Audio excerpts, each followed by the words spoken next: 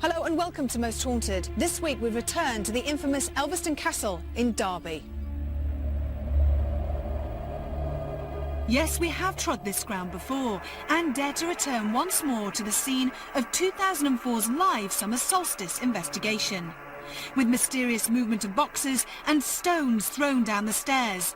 On that fateful night, we and you witnessed severe poltergeist activity within these ancient and haunted walls. And we noticed that there are these boxes just stacked up. They weren't there before. We've all been together.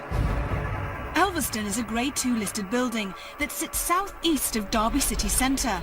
Set amongst stunning parkland, this is a relatively young house and was only completed midway through the 19th century. History books also show a settled ancestral past, and some characters remain prominent even now. These include gamekeeper James Booth and Maria Foote, an aspiring young actress who stole the heart of both the manor and its master. However, the 20th century did bring problems, as the building acted as a teacher training college and business premises in order to meet the spiralling costs that still persist to this very day.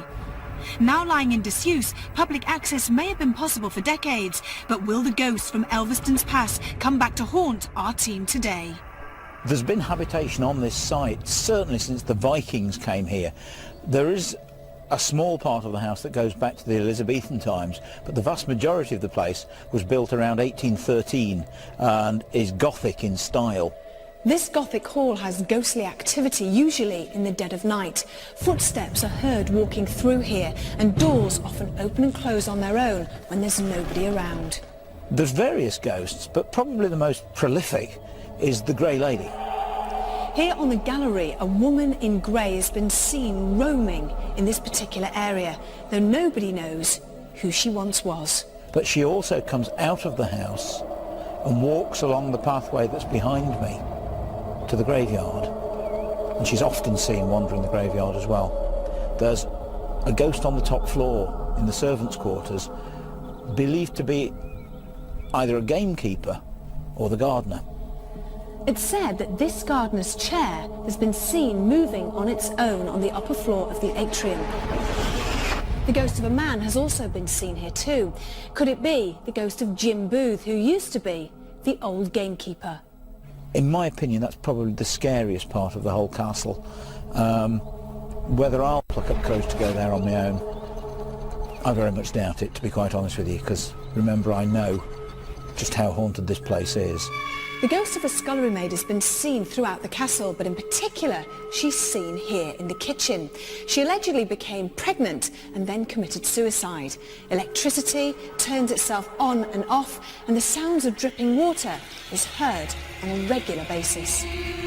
We also have the usual bangs, taps, raps, footsteps all over the place, and so many stories that I've been told by so many people over the years. Unexplained cold spots occur in the Earl's bedroom, and many dark figures have been seen walking through this panelling, which leads to the adjoining dressing room.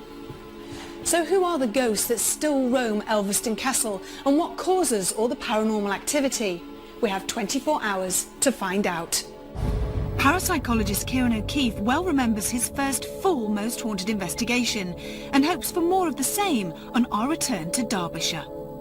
So Elvaston Castle, we're back again. Last time we were here, so much happened. How are you feeling about tonight? Elvaston Castle has a special place in my heart because it was the first place where I really became part of the Most Haunted investigative team. Also, it's a great place to be because, like you said, we've been here before, so we know where to focus the investigation. I mean, lots of things happened when we came here for the live. Doors slamming, footsteps, objects being thrown, objects moving.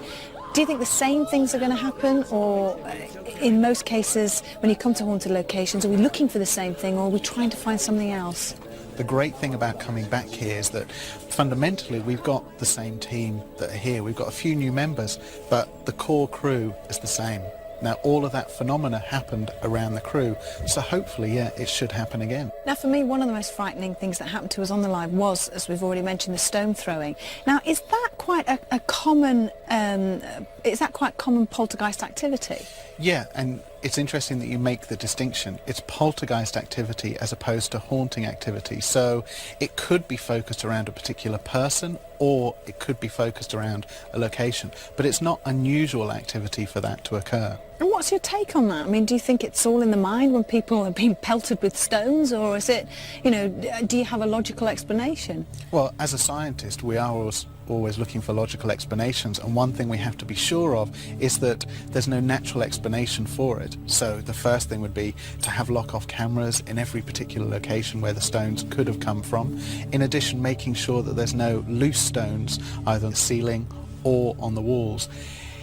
If you've got all of those controls in place and the stone throwing incident still occurs, then rational explanation would be actually that it's paranormal.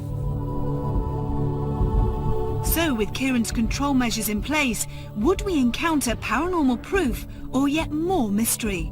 Both our spiritualist mediums Derek Akora and David Wells were ready, and so were we. Let our 24 hours at Elvaston Castle begin.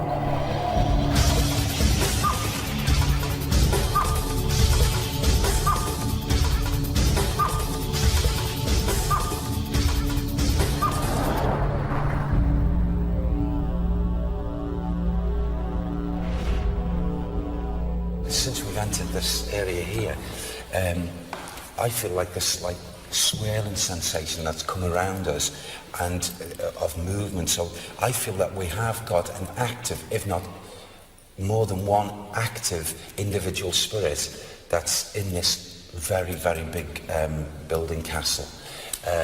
And we most definitely, from word go, are being listened to, and we're certainly getting watched. You know, also what I get here comes from, this is from the residual as well. I feel as if I've got a feeling with a group of people who have got like a common purpose, like a brotherhood. Right. That's the only what comes to me, like a brotherhood, and to a degree secretive, but not secretive to the group. And a lot of things being discussed, not unlike I feel the word Masons. Right. Like so that, like like secret Masonic. society, yes. Yeah. I feel the place is absolutely, stunningly steeped with residual energy and of differences. But I feel in this area itself, I feel as if we're getting these noises. And if a person was coming in, they may hear something like clink, bang, and then most definitely like footsteps clink, you know, like that. Right. The active spirits that Derek has associated with the secretive Masonic Brotherhood may well point towards the reputed involvement of some former landowners with the southern-based Hellfire Club that featured in a previous Most Haunted investigation. And despite its harmonious appearance, Elvaston Castle would be only too happy to provide tales from its secret and sinister past. Do you want to get out of here? Come on, let's get out of here.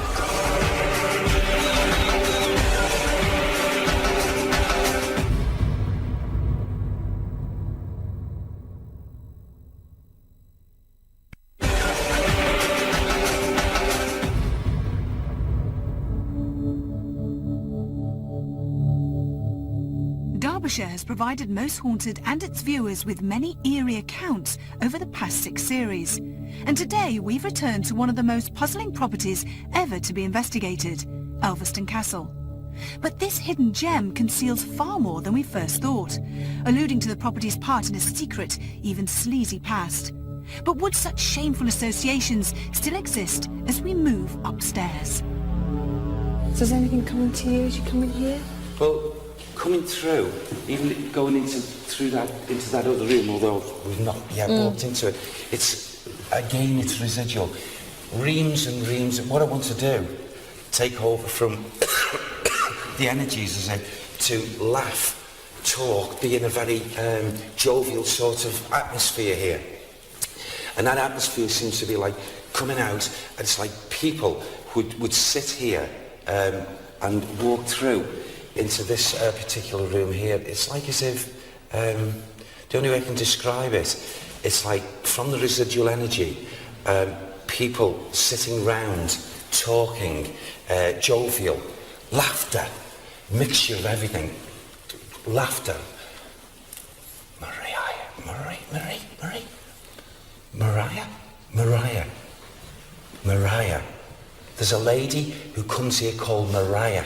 She's a true lady, and she was well respected indeed. And I feel her essence and energy comes flowing through here. That's not part of the residual.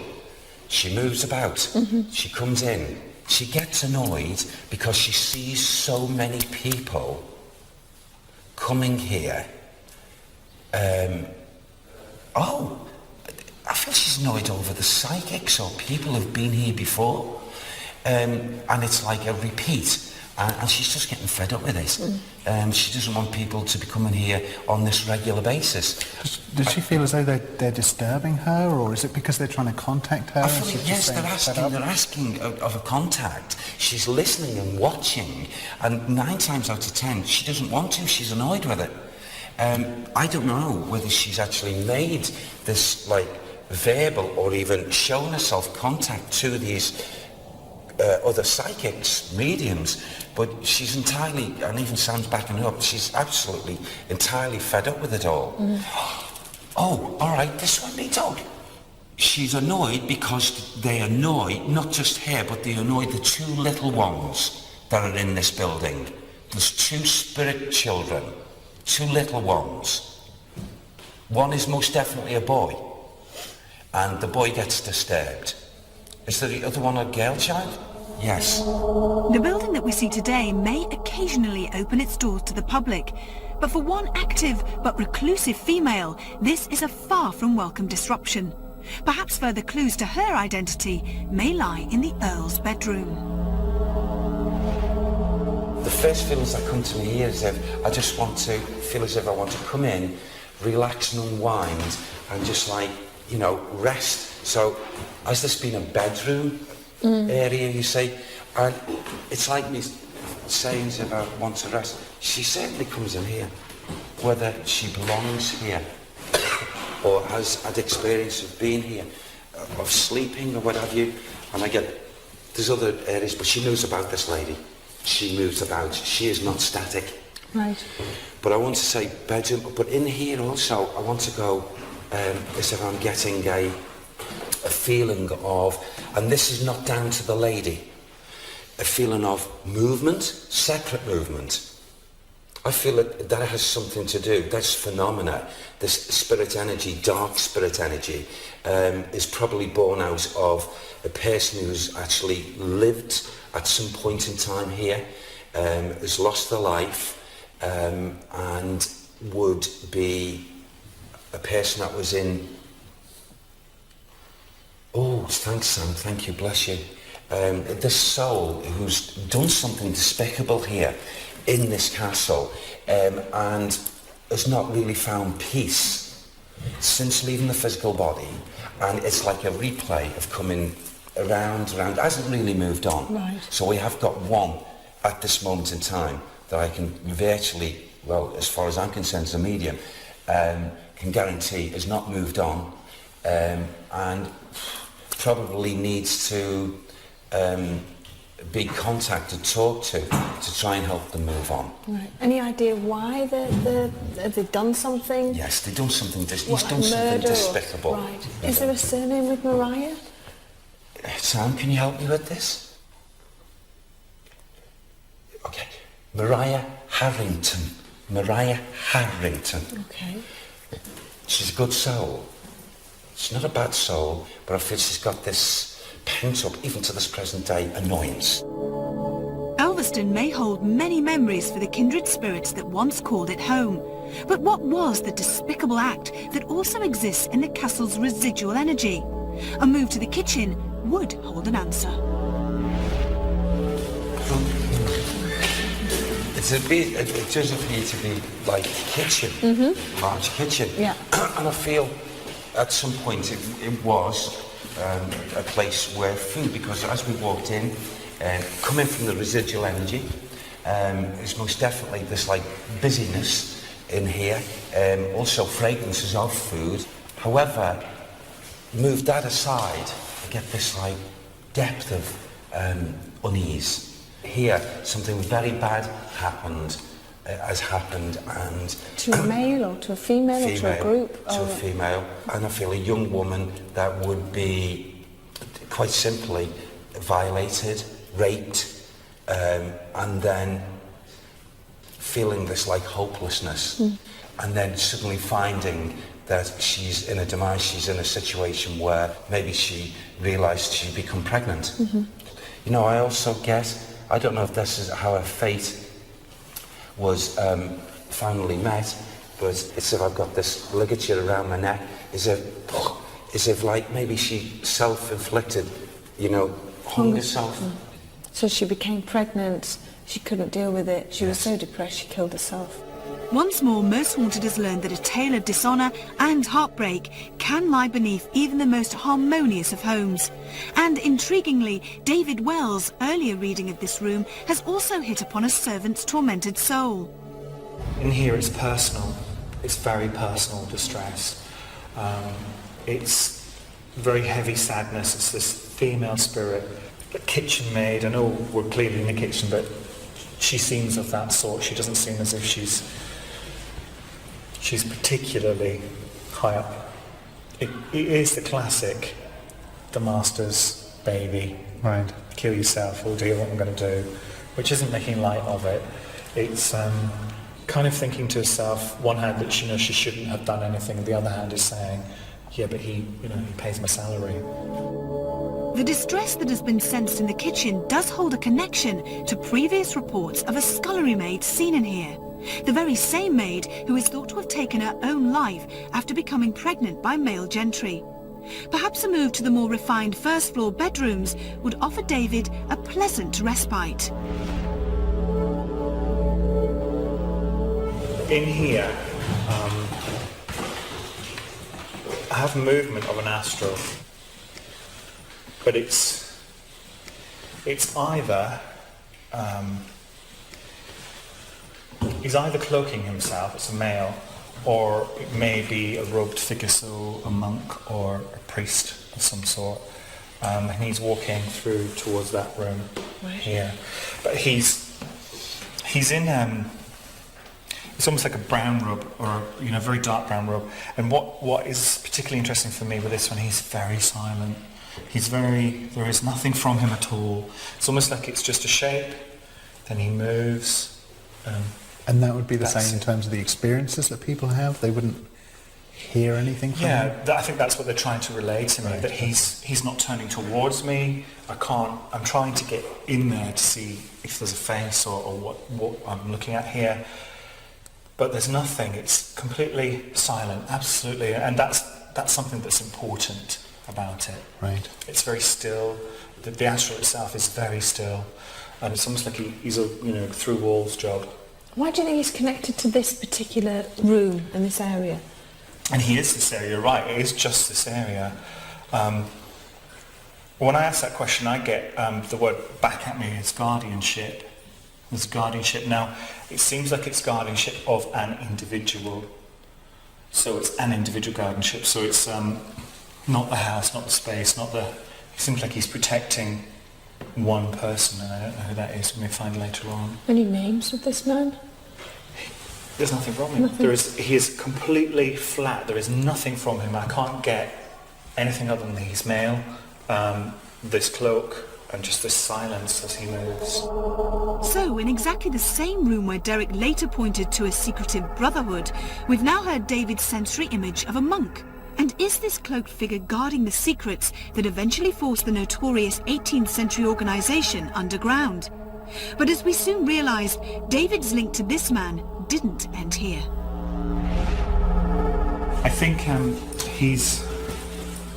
And it is awkward as well because he's got a door. There's a door there. Do you know what I mean? Surely he would go towards the door. But he's coming through the panelling. He's coming through the wall. Right. So would this wall not... this door maybe wasn't here and maybe the door was... It's further back. He's in this space. He's in here. Oh, it's a staircase. Right. He was coming through to this side of the room, All right. So there's a staircase here. I don't know where it goes to. I don't know where that goes to. We'll find out. Have a look there. But it's So he's a secretive man then? yeah, very. Right. Do you get a time period with him? 18. I was thinking about 1820. 1820. So it's not that far back. When I think of monks, I'm normally like 1600s, 1500s. You're picking up on the fact that it's a monk, definitely. He has an ecclesiastical feel about him, and that partly to me explains the serenity. It's not just silence; it's serenity, which of course is like a different thing. David felt drawn towards a desolate second-floor corridor. Not only does this lead towards the atrium's orchid room, where a chair incessantly moves without the aid of human hands, it's also alleged to be haunted by the ghost of Elvaston's gamekeeper, James Booth. So what are you picking up around here? I'm picking up here. I'm picking up a couple of things. I'm picking up one is a bit of a love story going on, but it's an upstairs downstairs kind of thing. Right. There's two women. One is strictly downstairs. She's strictly, a worker, and one is a woman who is obviously part of the house. Now I'm getting a nickname, and it's like Katie, Kathy, that kind of name with her. And the reason I'm getting a nickname is because the man using it is using that formality, but it sounds to me foreign to him. It doesn't. There's a man using it who shouldn't be using that informal a name. So it's almost like you're saying he's a servant, and she's more of nobility. Yeah. He shouldn't really be shortening her name. No, he shouldn't be. He shouldn't be doing that. And that familiarity says to me that obviously they're intimate. It's not because she said, "Oh, just call me Kate." It's not that. It's because they are intimate. And I think he's either a gardener or a groundsman. She's coming though down. It's specific. She's coming from up there, which I think is somewhere she loved. Something up there that she loved, and she's coming down here, and he's waiting right here for her. Right. Right here, almost like sitting there waiting for her. Like, sitting, I'll show you exactly. So he would have just sat in that chair? He would have sat here, well, not necessarily in the chair, but this is how he's presenting. Yeah. I don't know if it's this chair or not. But he's just sitting here constantly waiting, and that feels earthy to me. It feels as if he is earthed. And a name with him? I'm trying to get them matched. Kate and James. Kate and James. Yeah. Oh, right. And that seems significant to me. So why is he still waiting for her if she's obviously crossed over to the side and she's haunted. been seen?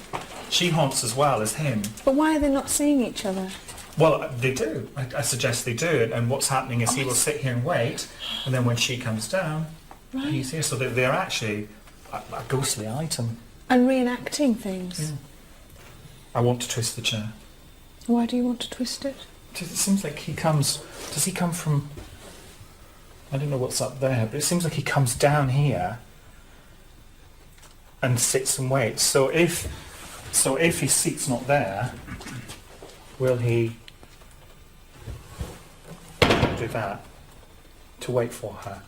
Right. Do you know what I mean? It's kind of like, if I put that there, he'd move it to sit and watch and look at her. So it almost needs the chair, if we want anything, say for instance like the chair to move, we need to put it to one side. We need to put it where he can't see up that alley, so he can't like that, so he cannot see there. It's this view that's crucial to him. Our investigations all too often encounter murder and malice, but on the whole, David has found this Derbyshire home to be guilty of nothing more than serenity, solace, and now love and passion. But we do know of a distress that still haunts these floors, and Elvaston would be only too happy to share that emotion with an unfortunate few. Wiggs? Yeah? There's noises down here. Hang on.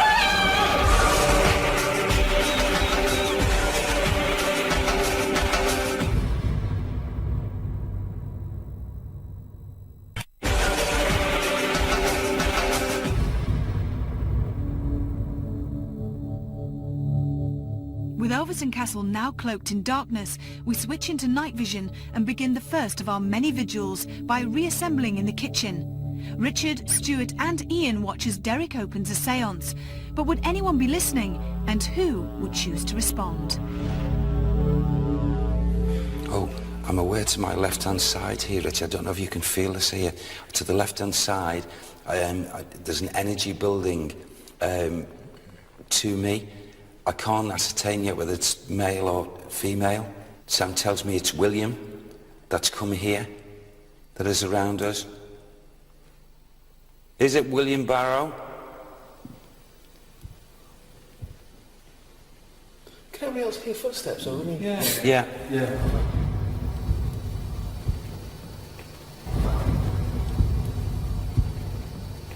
Did you feel that they're here? Did you feel they are around you? I feel that there's been an energy, and I feel that could be that particular man.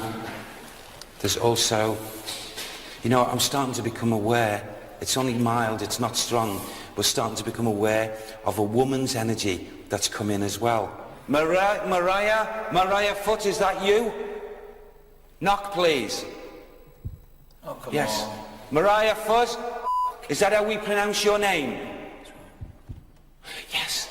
Okay, I'm supposed to tell the circle, Mariah Foot is angry. She doesn't want John Peterson here. John Peterson's here. Mariah, is that correct, what my guide has told me? Can you indicate as you were doing early? Was that a noise again? That was terrible. Sounded like over the table. Was that a noise again? That was terrible. Was that a noise again? That was terrible. Whoever's in the room with us now, whatever spirit is here, if there is someone with us, please tap now. Who was that? That was one. Whoever's in the room with us, please tap again now to let us know that you are really communicating with us. There's two. There's two. That was at the back of Stuart. There's two. There's two. Mariah Foot, the lady that we believe possibly haunts this place, the grey lady, is it you that's in here with us now? You're going all the time. You hear that? Yeah.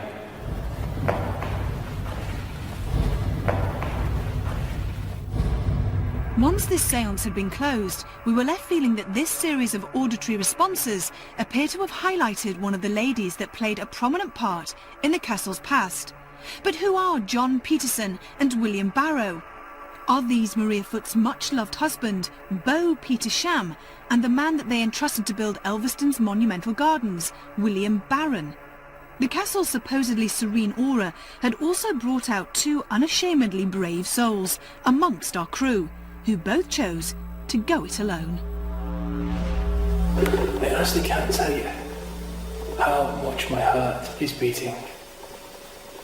I am so scared. This place is awful.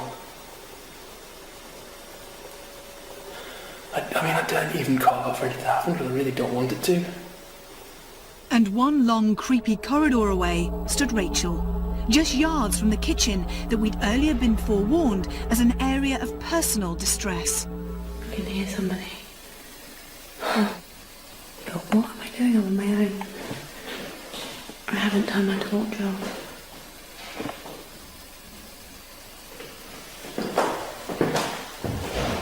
Is there anyone up here on this floor with me?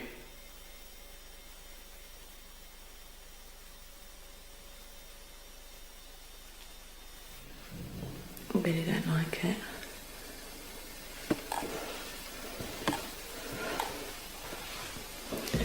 Why didn't I pay attention? I might have on like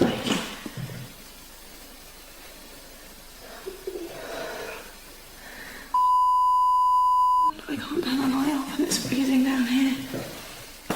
And this is where a lot of stuff's been thrown and things like that. But it is bad.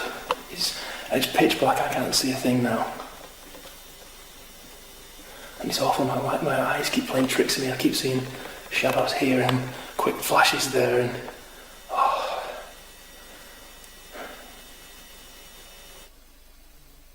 I can hear again.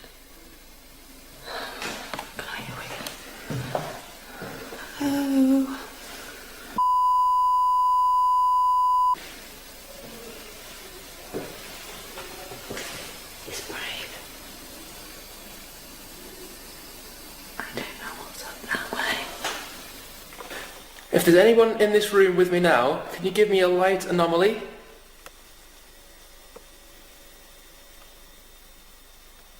Or a sound? Hello? Rach? Wiggs? Yeah? There's noises down here. Hang on. Rach! Rach! Wiggum, please! Where are you? Somebody's Rach! Rach, where are you? Wiggum, somebody's taking the... Where are you? Hang on, I'm coming! Wiggum. So I think somebody's taking the piss. Somebody's taking the piss. Whoa, sorry.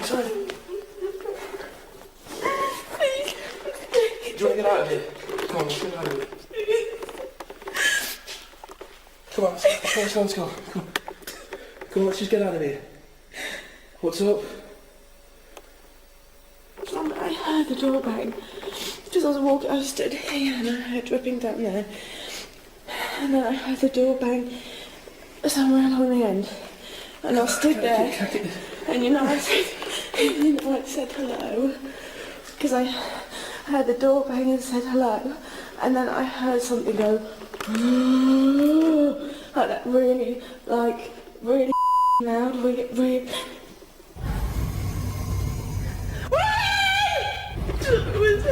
was here. It's going to be... We're almost out. We're all right. It's a shadow. Come on.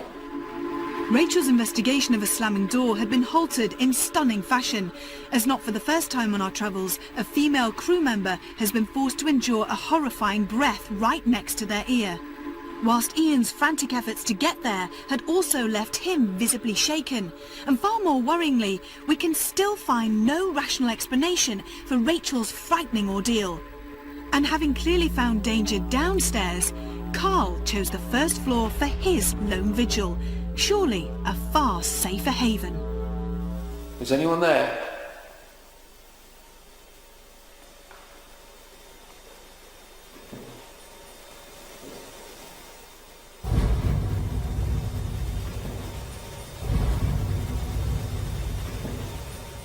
Is there any spirit entity in this room with me?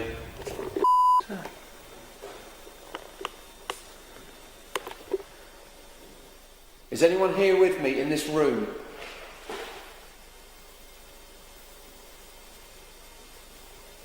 I just heard some noises. Shit. With the morning room offering several peripheral sounds, Carl follows their likely source across the landing and into her ladyship's bedroom. Is anyone here?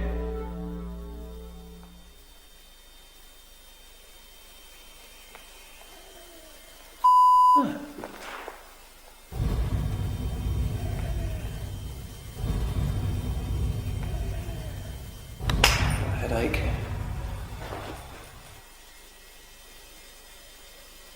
Shit.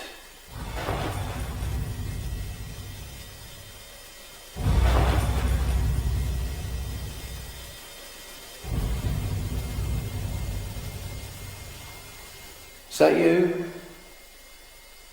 Are you trying to say something to me? Is anyone in this room with me? Please, just make one sound, one more sound, one definite sound.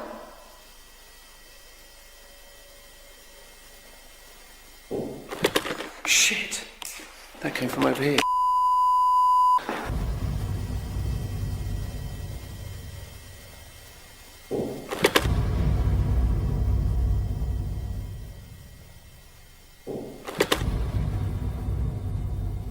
Did something make a sound?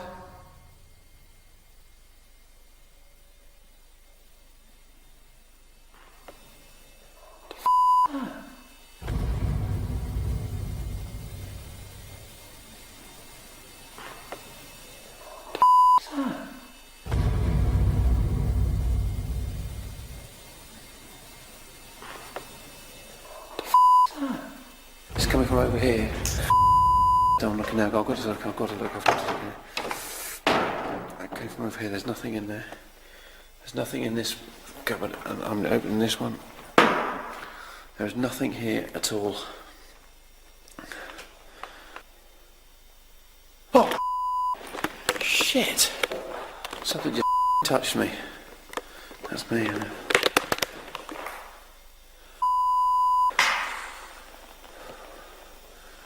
Something touched me. Something just touched me right in the ear. Right, I'm going. I'm going. Noises from an empty wardrobe and more physical and audible phenomena, including a faint but very perturbing whisper just a few feet away. And all from a room where footsteps are heard and a ghostly white lady is often seen. With activity surrounding us, more of the Most Haunted team had their moment of mayhem waiting close by.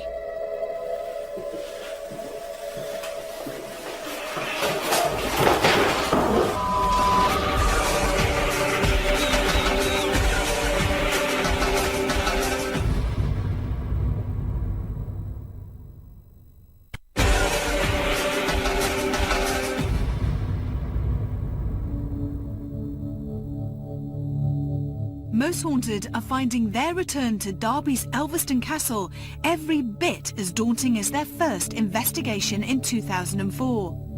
And although the areas of activity are coinciding with past experience, we do seem to be receiving far more direct methods of paranormal communication, with Rachel, Ian and Carl already being tonight's unsuspecting victims. But still, we wanted more. So Kieran and I joined David, whose earlier readings still seemed to be playing on his mind. After all, it was here that he discovered a concealed staircase, as well as a monk who walks through walls. You right, David? Yeah. I feel very nervous.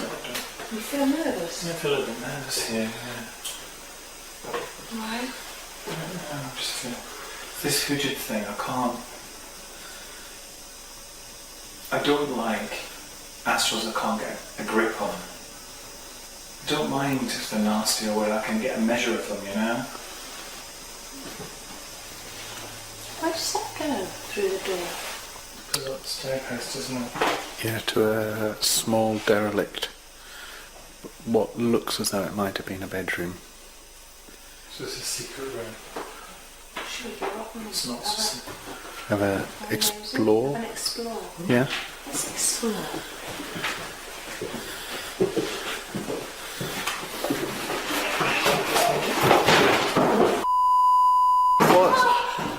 What?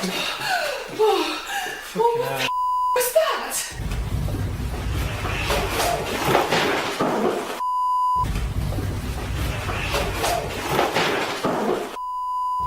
You're right.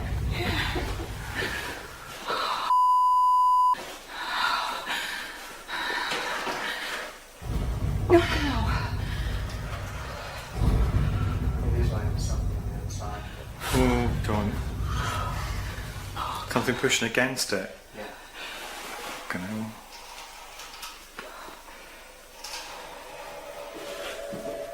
Each of us was individually disturbed by this quick succession of events. Another hideous breath that was far too close for comfort. A sudden and shocking sound that emanated from the entrance to a concealed staircase. The very same door that moments later barred Kieran from investigating further. Are you right? You're still shaking, aren't you? Shaking like a leaf. I smacked my arm trying to get out. I just, honestly, that noise. And it wasn't the door noise because I'm thinking about it logically.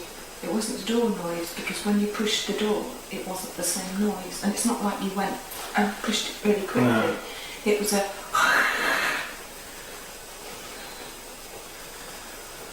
Shit. I don't think we'll bother going up there, do you? Do you not want to? Not really. No?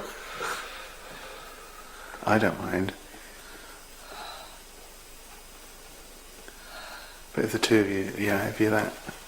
Yeah, come on. That again. gotta be brave. Yeah, we do. Everyone at home will be going, go up there, won't they? Where does it go up there? That goes up back round to the atrium. Alright. There's that room in there. Get a grip. It looks like a little bedroom or something. It's a dodgy floor there down in that corner. That's really weird how that door pushed back on you. bizarre feeling. It's bizarre. I mean, I took one step towards it and it shot on me. It came towards me. I never went near it, I never touched it. I just went towards the door and it shut on me. And yet, like you said, you had to push it shut. Do you want to go up further? Okay, I was really calm at the beginning of this vigil. Now I am absolutely kicking my pants. Do you know, I actually feel like I've been smacked on the head. Sorry. Oh, God. Where did that come from? Over here. Should we go off into another room? Oh, God. Yeah.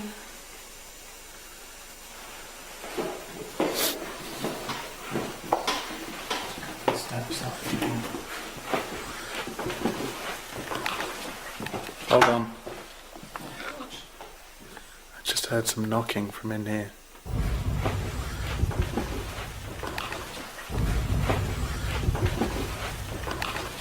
I was just seeing if it's the floor.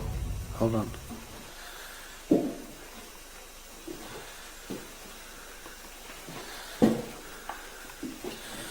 It's not the floorboards. A check on the chair near to the atrium may not have added to our evidence, but how can we be disappointed at what once again Elvaston Castle has thrown our way? The early stages of our stay hinted at the harmonious home that is already public knowledge, but a dark veil of fright did soon descend over this investigation. Our feeling that this was the perfect abode in which to spend time alone was vehemently verified before our night's work ended in agonizing fashion.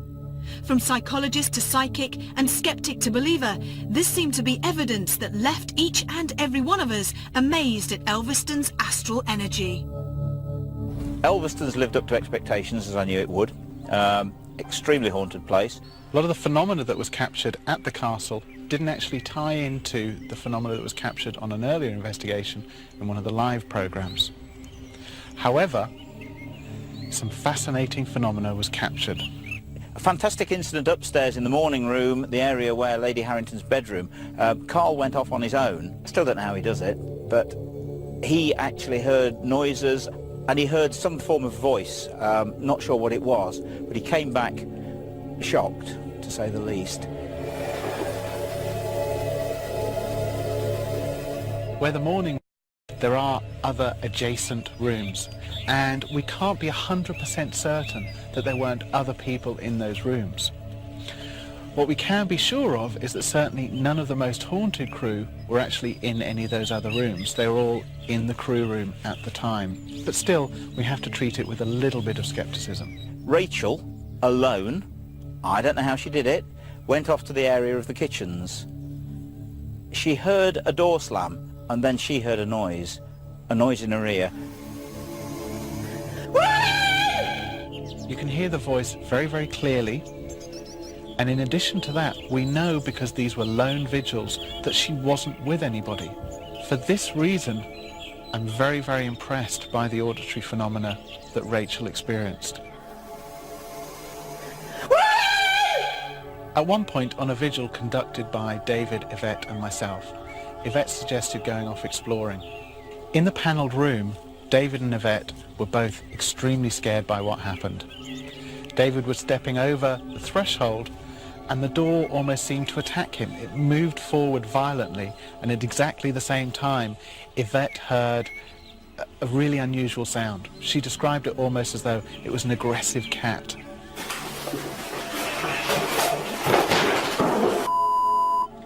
In terms of the door moving, I tested the door, and it appeared as though somebody was behind it, pushing it back at me. I took several attempts to push the door again. Felt really as though somebody was behind the door. It was a very, very spooky experience. When we tried the door again, it opened fine and stuck on the floor.